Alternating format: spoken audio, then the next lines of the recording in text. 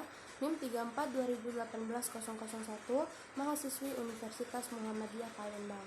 Baiklah, pada video kali ini saya mewakilkan kelompok saya, yaitu kelompok 1, yang beranggotakan yang pertama saya, lalu yang kedua Puspita Damayanti, lalu kemudian Habib Ababil Falah, dan yang terakhir adalah Alindia Salsabilah. Nah, baiklah, pada video kali ini saya akan menerapkan praktikum atau kuliah genetika. Baiklah, pada video kali ini saya akan mewakilkan teman-teman saya untuk mempraktikumkan tentang pola-pola hereditas pada pindah silang kromosom. Baiklah, apa itu pindah silang kromosom? Yaitu adalah peristiwa pertukaran segmen kromatid yang bukan saudaranya atau non-sister kromatid dari pasang kromosom homolog.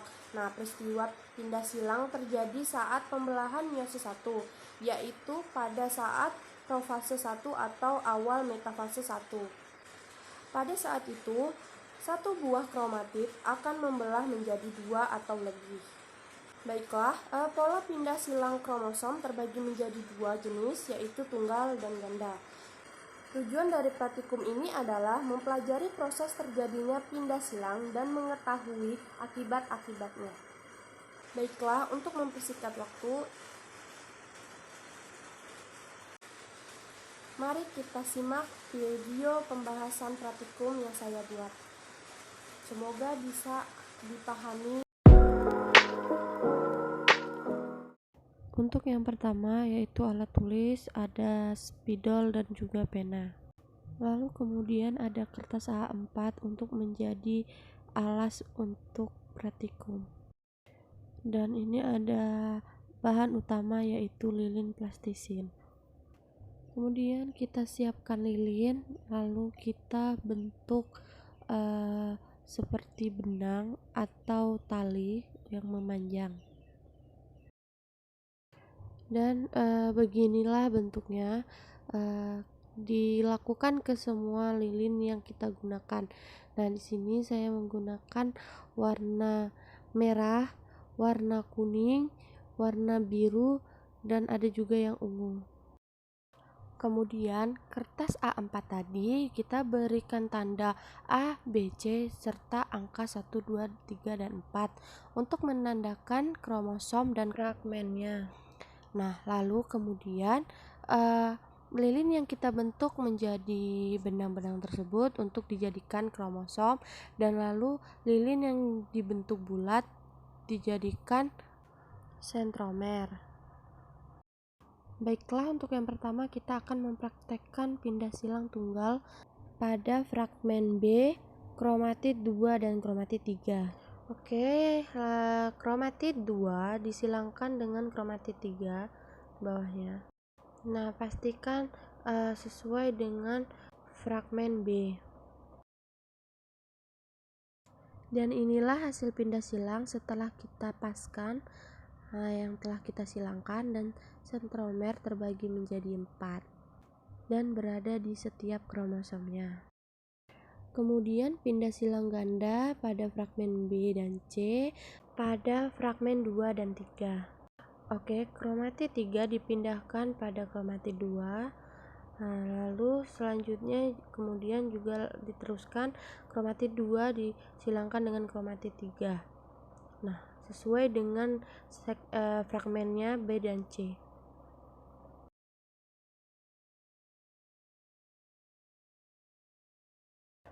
Ini adalah hasil setelah kita pindahkan fragmennya. Lanjut, pindah silang ganda fragmen B dan C pada fragmen 2, 3, dan 3, 4. Baiklah, kromatid 2 kita pindahkan atau silangkan dengan kromatid 3, lalu dilanjutkan kromatid 3 disilangkan dengan kromatid 4.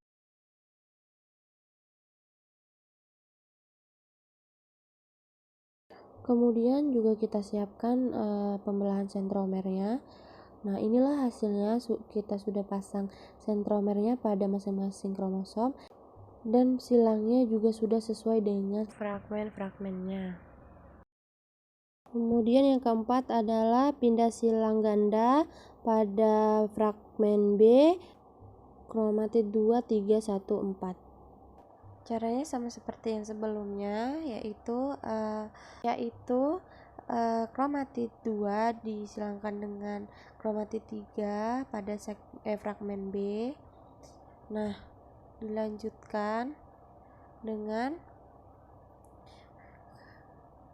kromatid 4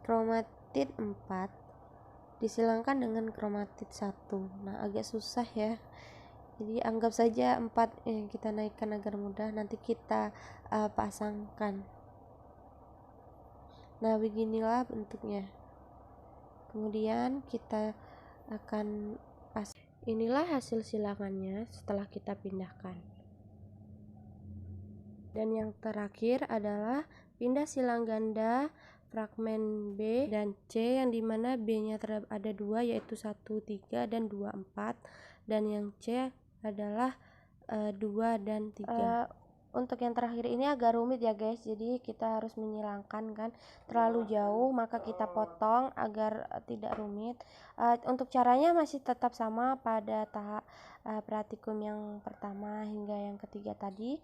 Nah, kita satukan saja seperti ini fragmen B-nya pada kromatid 1 dan 3, lalu lanjut pada kromatid 2 dan 4 pada segmen B, lalu lanjut pada fragmen C itu pada kromatid 2 dan 3.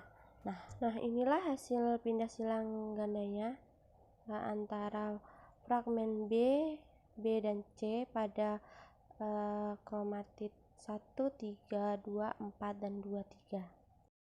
Kemudian inilah akibat terjadinya dari pindah silang. Nah, fragmennya jangan lupa fragmen kecil ya pada kromosom yang kedua, yaitu A kecil, B kecil, dan C kecil. Dari pindah silang tersebut mengakibatkan kromatid 2 pada fragmen B besar menjadi fragmen B kecil. Kemudian pada kromatid yang ketiga, fragmen B kecil berubah menjadi fragmen B besar. Kemudian lanjut yang hasil kedua, yang dimana kromatid 2 menjadi bagian fragmen B menjadi B kecil, sedangkan kromatid yang ketiga B kecilnya menjadi B besar. Lalu pada kromatid yang dua pada fragmen C-nya menjadi C kecil, lalu pada kromatid yang ketiga fragmen C kecil menjadi C besar. Nah, untuk yang selanjutnya cara pembacaannya sama seperti yang sebelumnya ya. Jadi mereka bertukar dan bisa disesuaikan dengan warnanya serta fragmen yang ada di atasnya, mana yang berubah dan mana yang tidak berubah.